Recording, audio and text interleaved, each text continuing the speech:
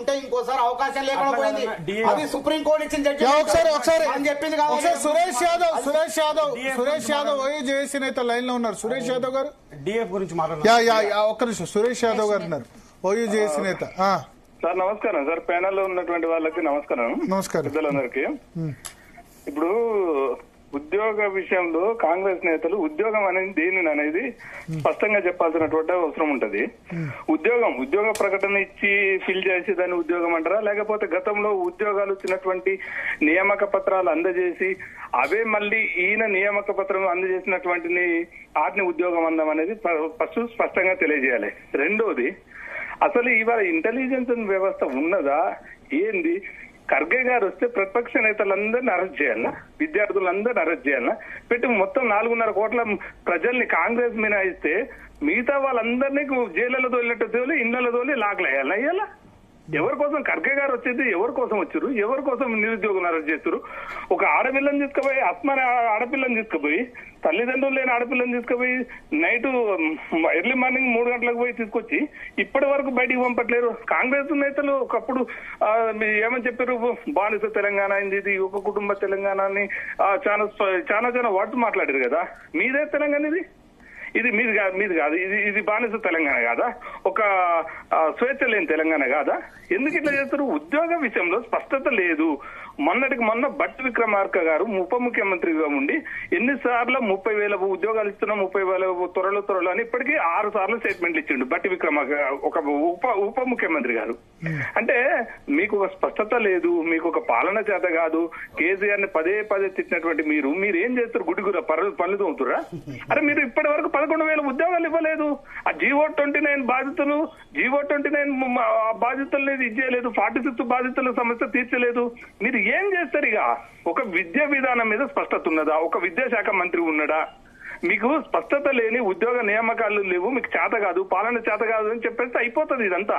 కానీ పదే రెచ్చగొట్టి ఎవరో పిలుపునిస్తే ఎవరినో అరెస్ట్ చేసుకొచ్చుకోవడం, లేకపోతే ఖర్గే గారు ఉన్నారు కాబట్టి, ఖర్గే గారి రాష్ట్రంలో ఉన్నాడు కాబట్టి ప్రతిపక్షాలు అనేటి వాడు గొంతు లేవద్దని చెప్పేసి భారీ గేట్లు పెట్టుకుని ఇండ్లలో ఆడపిల్లని అందులో కూర్చున్న మన ఆ తల్లిని కూడా హౌస్ అరెస్ట్ చేయడం ఏం స్వేచ్ఛ ఇది? బాగా స్వేచ్ఛ. ఒకవైపు తెలంగాణలో రాజ్యాంగం అమలు కావట్లేదు, ఇండియాలో రాజ్యాంగం అమలు కావట్లేదు, అంబేద్కర్ రాజ్యాంగం అమలు కావట్లేదు అని చెప్తారు. ఈ తెలంగాణలో కాంగ్రెస్ రాజ్యాంగం అమలవుతుంది, గాంధీ భవన్ రాజ్యాంగం అమలవుతుంది, రేవంత్ రెడ్డి రాజ్యాంగం అమలవుతుంది. సో ఇప్పుడు కాంగ్రెస్ రాజ్యాంగం అమలు చేయడానికి కోసమేనా మీరు ప్రజాపాలన సురేష్ యాదవ్ గారు ఇప్పుడు మీరు సూటిగా ప్రభుత్వానికి 1-2 సూచనలు ఏమన్నా చేయదలుచుకున్నారు? ప్లస్ కంపారిటివ్లీ ఆ ప్రభుత్వం మీద మీరు ఫైట్ చేశారు, ఈ ప్రభుత్వం మీద కూడా ఫైట్ చేస్తున్నారు. రెండిట్లో ఏది బెటర్ అనిపిస్తుంది? గుడ్డి కంటే మెల్ల నయం కేసీఆర్ గవర్నమెంట్ నయం అనిపిస్తుంది మాకైతే. ఎందుకంటే నేను మానవతరాయన ఎన్నోసార్లు ఓయో ఉద్యమాలు చేసినాం, ఆయనకు కూడా తెలుసు. సరే ఆయన బయటికి చెప్పకపోవచ్చు. కానీ రెండో విషయం ఏంటంటే ఈ గవర్నమెంట్ విద్యార్థులతో మీరు కనీసం చర్చలు చేయాలి. అసలు మీకు బారికేట్లు ఎందుకు పెట్టుకుంటారు, సంఖ్యలు ఎందుకు పెట్టుకుంటారు, పోలీసు వాళ్ళని మధ్యన ఎందుకు పెట్టుకుంటారు? మీరు ప్రజాపాలన కదా. ఈ నోటిఫికేషన్ లో గీది ఉంది, 29 జీవో వల్ల గిది అవుతుంది, 46 వల్ల బాధితుల వల్ల గిది అవుతుంది. ఎలక్షన్ లో వీళ్ళందరినీ మీరే కదా రెచ్చగొట్టింది.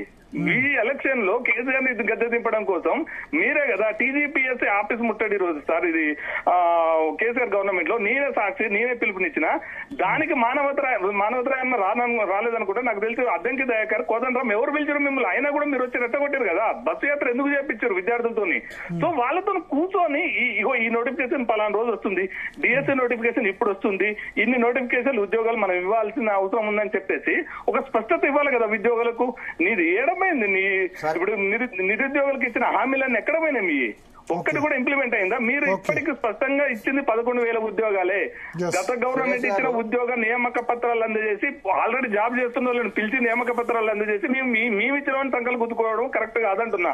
ఇప్పటికైనా నోటిఫికేషన్ ఇదే పాయింట్ చర్చ కంక్లూడ్ చేయాల్సిన సమయం వచ్చింది. ఇంకా 5 నిమిషాలు మాత్రమే సమయం ఉంది.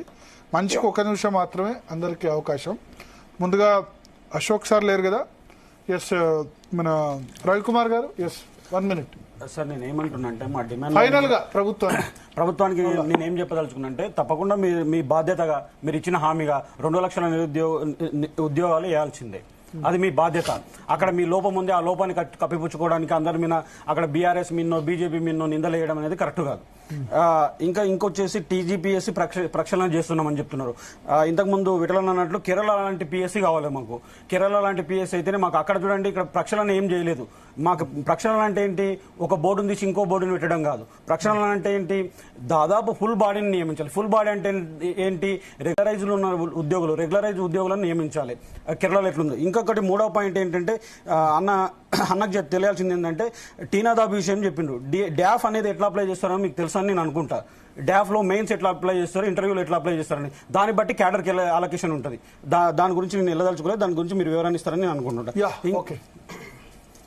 మా డిమాండ్ ఇంకొక చిన్న ఏంటంటే మీరు అనుకుంటున్నారు మేము ఇక్కడ సెక్రటరియట్ కాడికి ముట్టడించి గమ్ము ఉంటాం అనుకుంటున్నారు. ఒకవేళ మేము బరాబర్ అడుగుతాం, ఎందుకంటే మా హక్కు, నిరుద్యోగులుగా మా హక్కు బరాబర్ అడుగుతాం. మీరేమంటున్నారు, మేము ఆ మెట్లెక్క రాదు ఈ మెట్ల. ఒకప్పుడు గాంధీ భవన్ మెట్లెక్కినప్పుడు మేము నిరుద్యోగులం అవుతాము, ఇప్పుడు వేరే భవన్ మెట్లెక్కినప్పుడు మేము ఎందుకు నిరుద్యోగులం కాదు? అదే ఎప్పుడైనా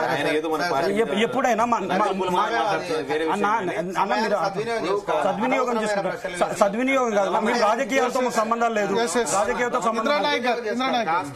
మనకు ఇంకా కాంగ్రెస్ పార్టీతోనే సంబంధాలు ఉన్నాయి. ఇక బీఆర్ఎస్ పార్టీ అంటే బీజేపీ పక్కన పెట్టండి. కానీ ఒకటి కాంగ్రెస్ ఉన్నాయి సెక్రటరీ ముట్టడి అన్నారు.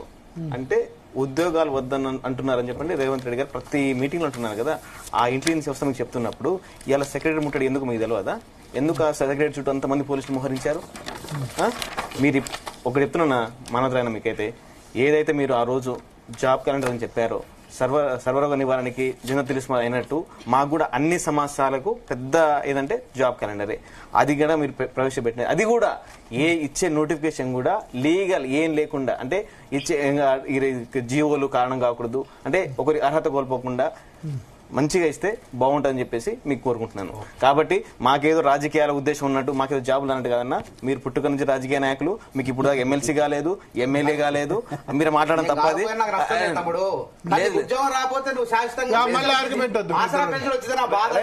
ఏది వచ్చినా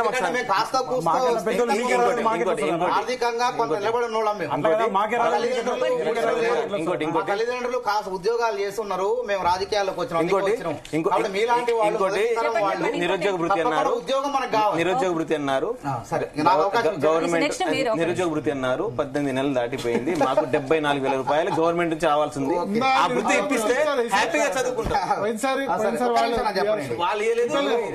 జాబ్ క్యాలెండర్ అనేది మీరు కేరళ జాబ్ క్యాలెండర్ ఆగస్ట్ లో నాకు ఒక నిమిషం ఇచ్చారు కదా, తర్వాత మీరు మాట్లాడండి. కానీ కేరళ నమూనాని ఇతర రాష్ట్రాల నమూనాని ఆధారంగానే జాబ్ క్యాలెండర్ తీసుకొచ్చాను.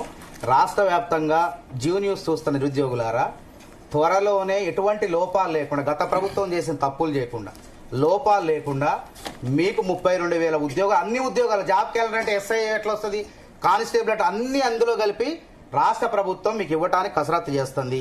మీరు పుస్తకాలు, లైబ్రరీలో పుస్తకాలు పట్టుకొని చదవండి. నా అనుభవంలో చదివిన వాడెవరు కూడా చెడిపోలేదు.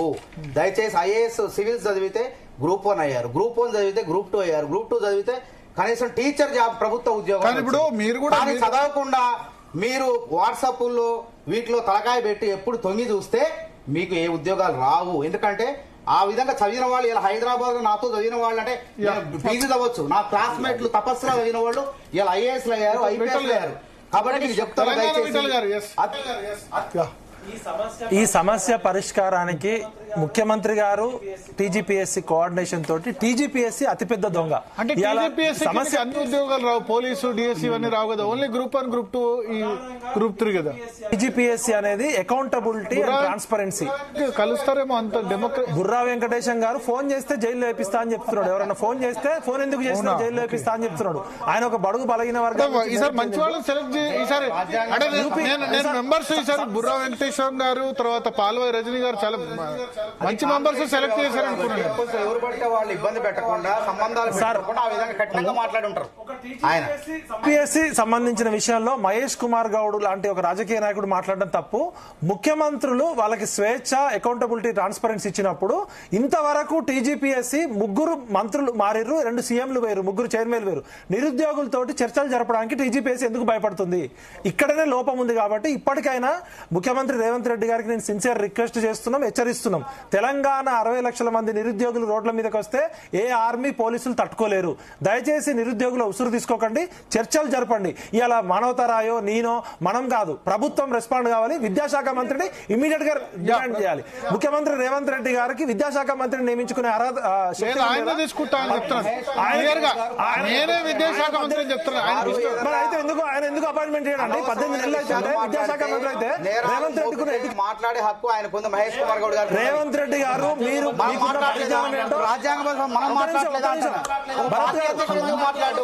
ఈ సమస్య పరిష్కారానికి ఈ సమస్య కానీ నేరుగా మన సంప్రదింపులు జరిపేటప్పుడు కొంచెం రహస్యాలు ఉన్నాయి. అందులో ఎవరు పెడితే వాళ్ళు గవర్నమెంట్ తీసుకుంటుంది. గత ప్రభుత్వం అందుకే భరత్ గారు ఈ సమస్య పరిష్కారానికి జాగ్రత్త పెట్టిన పరిష్కారానికి ముఖ్యమంత్రి గారి దగ్గరే మంత్రదండం ఉంది. మానవతారాయణ, నువ్వు నేను మనకి రేవంత్ అన్న ఎప్పటి నుంచో పరిచయము. ఇమీడియట్ గా మేము పౌర సమాజం నుంచి వారధిలాగా పనిచేస్తాము. నిరుద్యోగులు ఆత్మహత్యలు చేసుకోకుండా వాళ్ళకి ఉన్న విషయాన్ని చెప్పి భరోసా కల్పించాల్సిన బాధ్యత. ఒకసారి ప్రత్యూష గారు ఏ సందర్భ సమయం వాళ్ళు ప్రత్యూష గారు